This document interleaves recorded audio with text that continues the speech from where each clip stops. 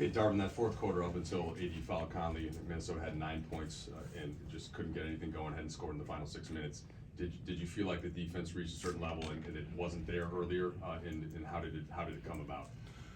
Yeah, we struggled early. I think they were able to get out and run off of some of our turnovers. We forced them into some turnovers early as well, but it's hard trying to get our defense set, and we had made a plan to try within our best abilities to try not to let Anthony Edwards get loose. And we double teamed him for the most of the game, in our pick and rolls and DHOs, whatever, with our 5-man. So that spreads you out a little bit. The guys behind that blitz, that double team, they have to be on their horse, scrambling. They pinned in a few times. They slashed and sealed. Got the ball to some of their shooters. Some of their guys came off hot,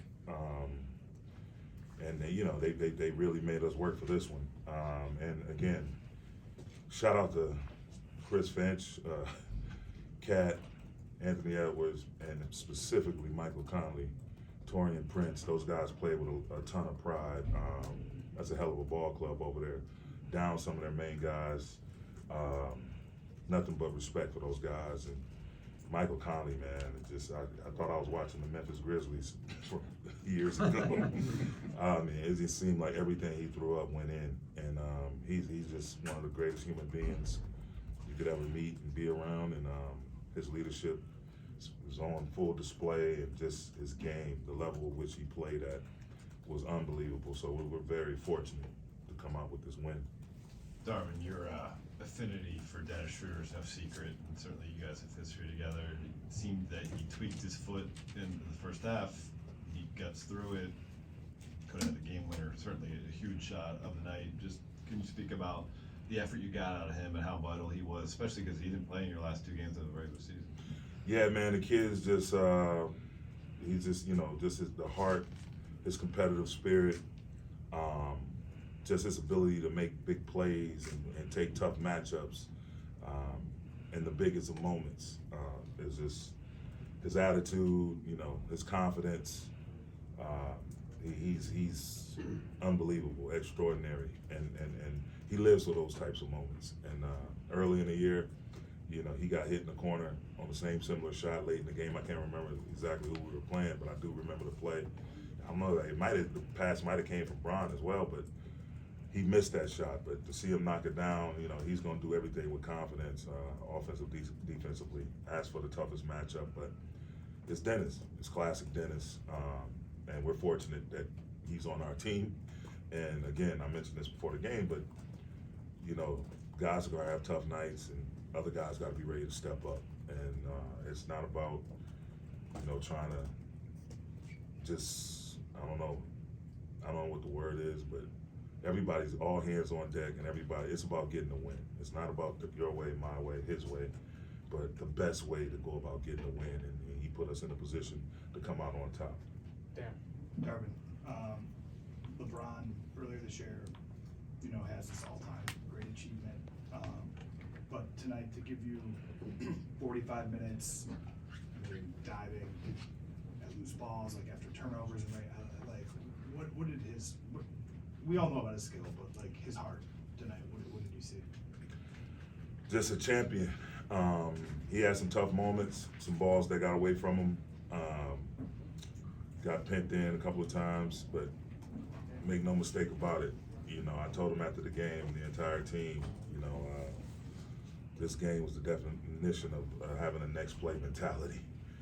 We had a lot of loose possessions. We had a couple of defensive breakdowns. They were able to hit some huge threes, create a deficit, and we just kept chipping away at it. And for them to score 60 points in the first half, and then the way we defended as the game wore on from the third quarter to the fourth quarter to overtime, it was a testament to this team, the grit, the grind, the high competitive spirit, and he's at the forefront of that. And the constant communication, even when things didn't work out, we had some unfortunate plays, but no one got down on each other, no personal attacks, just everybody passionate about how can we best close out the game. And again, he's the main one. He's been the main one, not just tonight, but through the course of since we made the deal at the deadline and trying to get these new guys acclimated.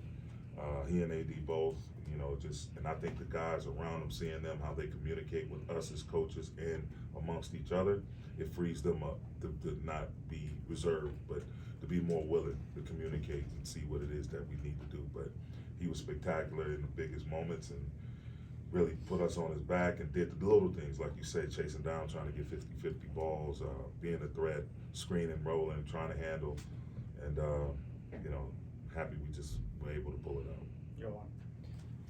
You mentioned guys having tough nights. D'Lo, 2 points, 1 for 9 shooting. Didn't really come back into the game after the midway point of the third.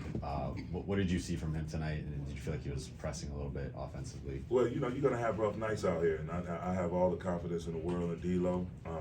We're going to need him on this run that you know, we plan to make, and starting with game 1 at Memphis. And you just got to be able to snap back and bounce back. You know, it's a long season. You know, some nights it's not going to be your night. Again, that's why you try to fortify your roster with multiple players who are capable of, once you call their number, they're able to not just go out there and gobble up minutes, but get minutes and play at a high level. Now it just happened to be Dennis tonight, but make no mistake about it, we brought D'Lo here to come out here and be D'Lo and to make plays. And so we'll sit down, we'll watch film and as a group and definitely communicate and just let him know that, you know, we're gonna need him. This may be a one-off, no doubt about it, but he's gonna be in the thick of things, at the forefront of us having success in the postseason. Coach, was it almost like a roller coaster ride for you, because you go into this game at home, they come in, they have a couple of their key players out, and then this is just back and forth all the way? Absolutely. I mean, as a prideful group over there that really care for one another, you see it in their play.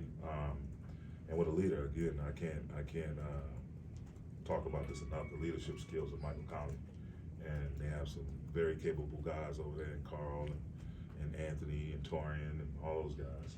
So Kyle, like they really know how to play basketball at a high level. So it did surprise us, and then with the stakes that are on the line, you know, 7, 8, no one wants to go try to put themselves in position again. It's sort of a tournament, like, you know, these 1 games to either secure your spot, or now in that 7, 8 position, you got to go compete against the winner of 2 other good teams. So everyone knew what was riding on this one. The rest, the days of rest that you gain by coming out with this game is priceless. So that's on both teams' minds. You know, the direct competition as well as the circumstances surrounding who wins and who loses. So we expected a dog fight, and they gave us one. Hey, Coach. Rashawn Aylock, KTLA. Going back to the defense, there was about an 8-minute stretch there in the regulation and overtime, which they didn't have a field goal. What happened during that time? What was sort of the conversations, and how did you not allow that last play to affect you going into overtime? Again, you got to have a short memory. It's tough as it can be in those positions. You got to have call it next play mentality. We switched our coverage. You know, when we were able to get a lead, we tried to do our best to keep them off the 3-point line and keep them playing inside the 3-point line. So instead of blitzing and being in center field, you know, we went to our red, which was, you know, we're switching all pick and rolls and DHOs. And so DHOs being dribble handoffs. But the guys' activity, their attention to detail, and again, they were able to score some shots. You know, AD got a tough whistle on the closeout, but, you know, again, him and Brian talked through it. We talked through it in the huddle and said, look, we got 5 more minutes to play. That's over with. We got to look forward and move forward. And that's been our mantra, what's represented us the entire season, just trying to move forward, man. Not you know, constantly belaboring an issue, a problem, what went wrong, but just constantly trying to find solutions to make sure we don't make the same mistake twice. And so we were able to pull ourselves together. We went with the 5 that were in a good rhythm. You know, Dennis, Austin, Rui, Brian, and AD. You know, sub D'Lo in out here and there, just for ball security and free throw making. But and Bando for that matter. But you know, we were able to close the game out just because we were just constantly moving forward within the game. Darvin, are you guys able to play through Anthony Davis like you were maybe just even a few weeks ago in this game? And if so, is there other ways you can kind of get him going? Yeah, we got to be able to move them around, and that falls on my staff and I, because they're coming. You know, any isolation, he's going to get double teamed. So trying to get them in more pick and rolls, more second side actions, moving them to different areas on the floor, not so much on the side, maybe more in the middle. There's a plethora of things that we can do that we have in our treasure chest that we can try to, you know, allow the game to be a little bit easier and force the defense into some compromising positions. So we just got to go back again, look at the film, see, because they double team from every angle, baseline, on the dribble from the top, like on catch when the pass is in the air. So we just got to, you know, do our due diligence to look at everything and see how we can best serve our player. Darvin, in regards to AD, we saw him holding his shoulder, neck area. Is he okay? And was he grinding through the game after he seemed to be in pain? Nah, I mean, it just, you know, you get hit, you get stingers every now and again, but he assured me, as well as Dennis, that they were fine. They were going to make it all the way through. Last one. Yeah, Darvin, you were talking about how Minnesota battled, but is your team maybe the team that won't die, given 2-10 and getting to where you are now, and then what you did tonight? I like to think so. I think some of the huge disappointing losses that we experienced early on, you know, whether it was a defensive breakdown, whether it was unfortunate foul, whether it was missed free throws, whether it was running out of gas in overtime, it's totally uncomfortable when you're in the moment and going through those things. But again, you have to find a silver lining in things, whether it's basketball, major sports in general, in life. You constantly got to look for a silver lining and look forward and learn from these mistakes so that, you know, they're not repetitive. They don't become repetitive. And you mix that in with getting a shot of new blood in the arm with the guys we acquired at the deadline, Rui, D'Lo, B, Zando, Mo Bamba, you know, now picking up here late, Shaq and Tristan. And you see the energy they come in with, and now everyone that started here from the beginning, that's a find too. Everyone that started here from the beginning, they share those experiences and they draw off their energy and their curiosity and how we're doing things, how can they best serve us, how can they help the team be better. And you go through that process, and once you get to the end of things, to have everyone healthy, to be playing in the type of rhythm we're playing in, to defend at the level that we're defending at, going into the most important time of the year, you can't ask for a better situation. Thanks, Coach. Thank you.